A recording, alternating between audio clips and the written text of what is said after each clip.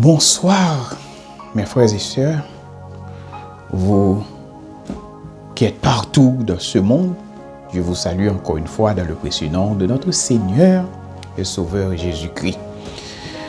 Donc, beaucoup d'entre nous sont animés d'une volonté de pouvoir partager la parole du Seigneur avec vous, sans aucune autre intention des choses physiques de ce monde, soit une question les avantages physiques. Non. Le Seigneur m'a béni. C'est la raison pour laquelle je prends la décision de partager cette merveilleuse connaissance que le Seigneur m'a donnée et qui a fait de moi ce que je suis aujourd'hui. Car la Bible dit qu'il n'y a plus de bonheur à donner qu'à recevoir. Donc je partage cette merveilleuse révélation, cette merveilleuse découverte avec vous. Donc c'est toujours la vie de l'esprit, mais aujourd'hui nous allons parler de ce sujet, le royaume par le Saint-Esprit. Le royaume par le Saint-Esprit. Il y a une différence, mes frères et sœurs, entre le royaume et le paradis. Beaucoup d'entre nous, nous confondons ces deux mots-là, donc le paradis et le royaume.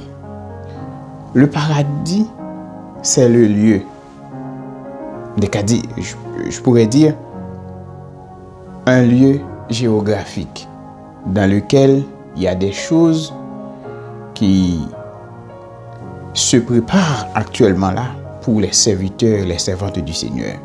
Et l'apôtre Jean, dans le livre de l'Apocalypse, a exposé de merveilleuses choses qui sont en train de se préparer pour vous et moi dans le paradis. Mais qui nous attend?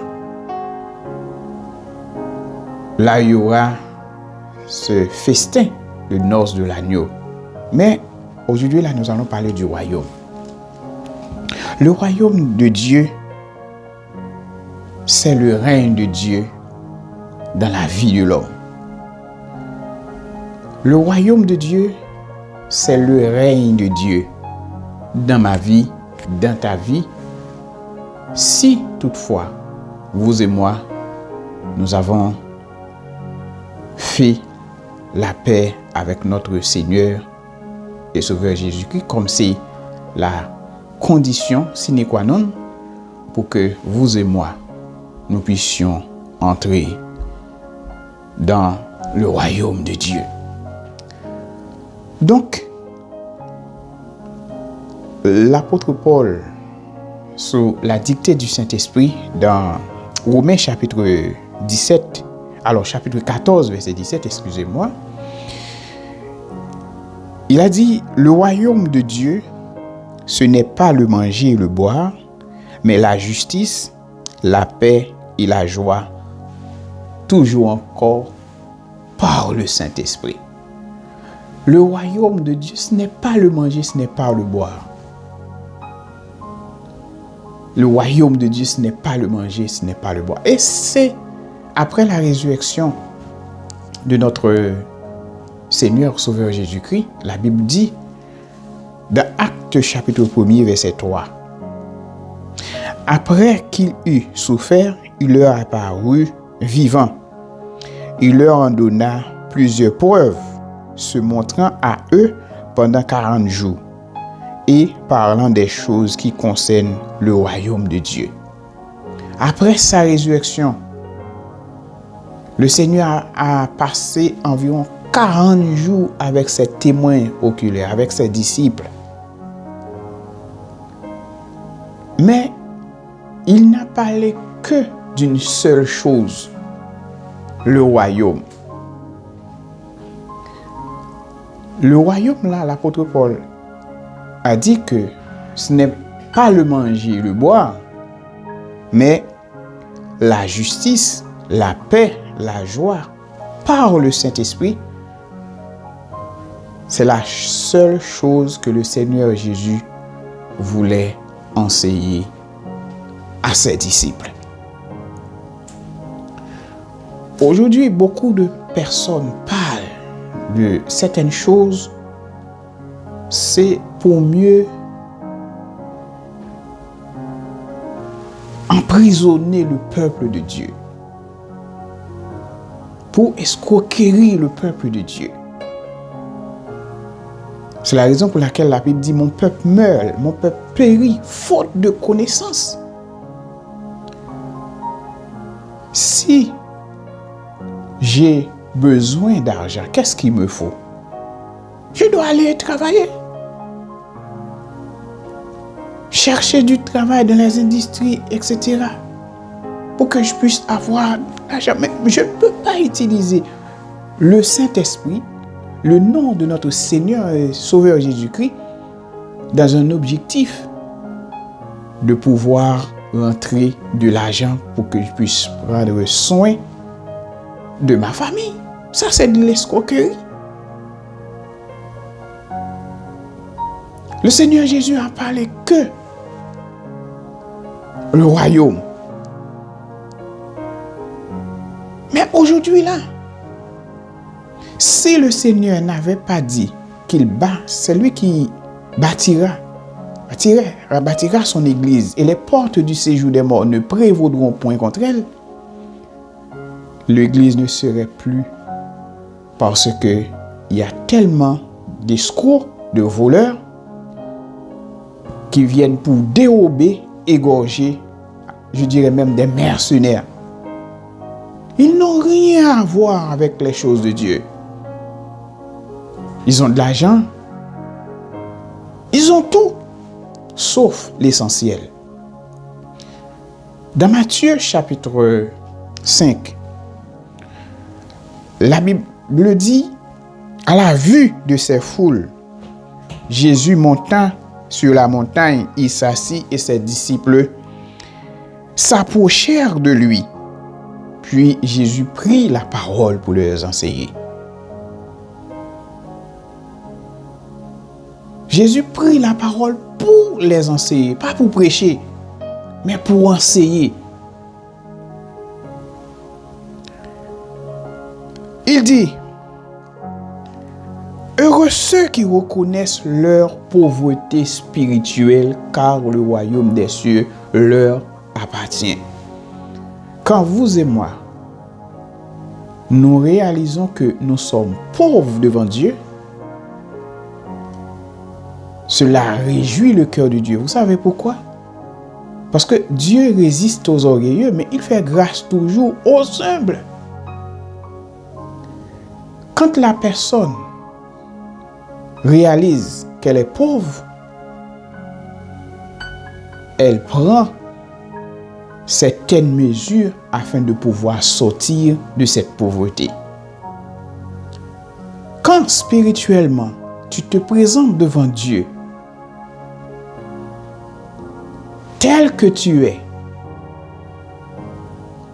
et puis tu dis à ton Dieu: Seigneur, je suis pauvre,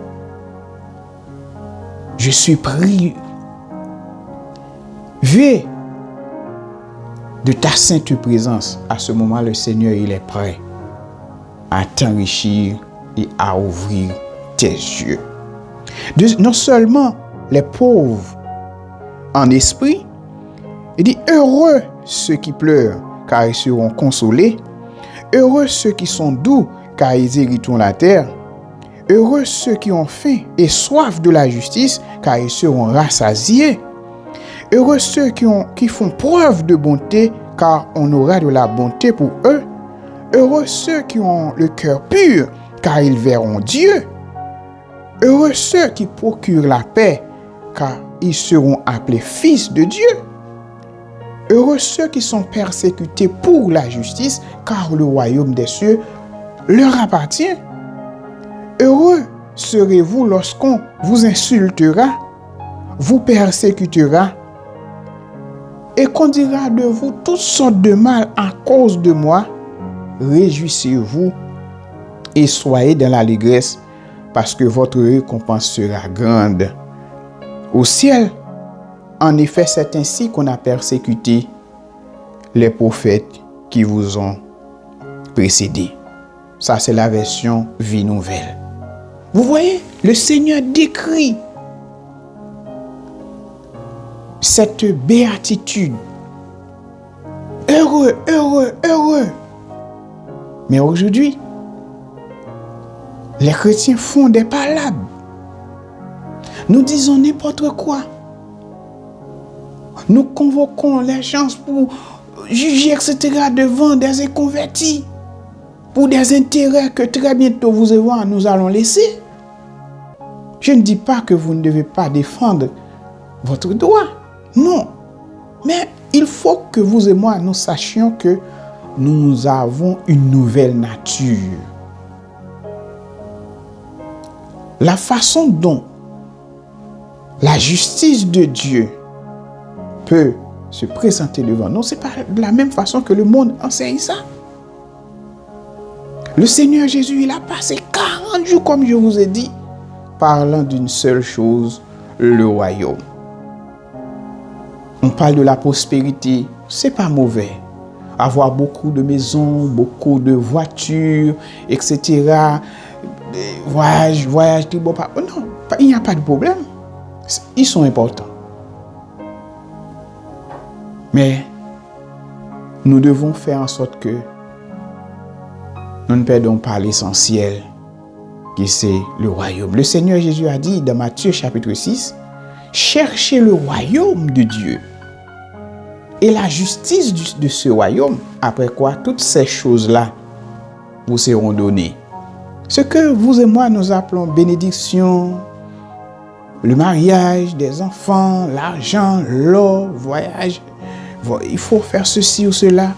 La Bible appelle ça chose. Mais pour le royaume, il nous a dit de chercher ça premièrement. De chercher la justice de ce royaume. Et par la suite, les autres choses, etc., etc. Mes frères et sœurs dans le Seigneur, nous vivons dans une période, vous n'êtes pas sans savoir, le Seigneur Jésus a environ 2000 années. Donc, beaucoup de personnes, ils ont traficoté l'évangile.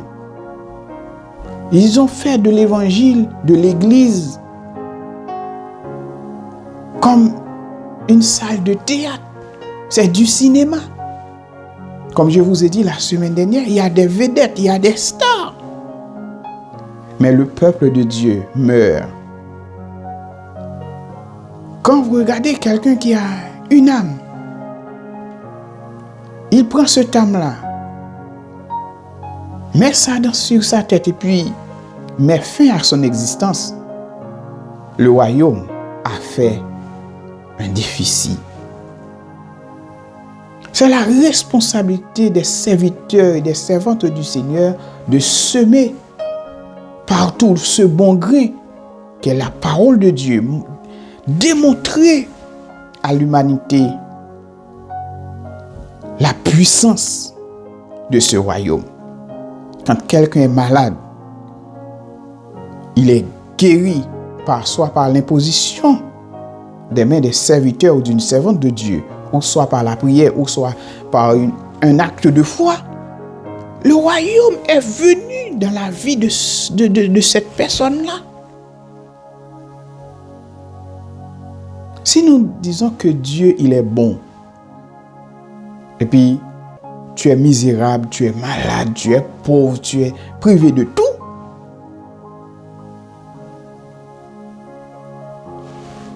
tu ne connais pas encore les bienfaits du royaume.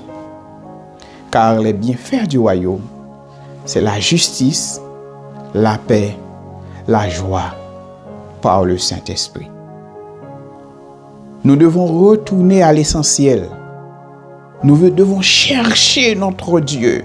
Car il a dit, cherchez Dieu pendant qu'il se trouve, invoquez-le tandis qu'il est prêt. Nous devons abandonner les voies qui nous conduisent à la mort. Car le Seigneur Jésus, il est le chemin, la vérité et la vie. Le royaume a des bienfaits. Le royaume a des bienfaits. Je redis, le royaume a des bienfaits. Présentez-vous devant Dieu comme des assoiffés et vous allez voir, vous allez expérimenter par vous-même les bienfaits du royaume. D'ici là, qu'il en soit ainsi pour vous et que le Seigneur vous bénisse. À bientôt.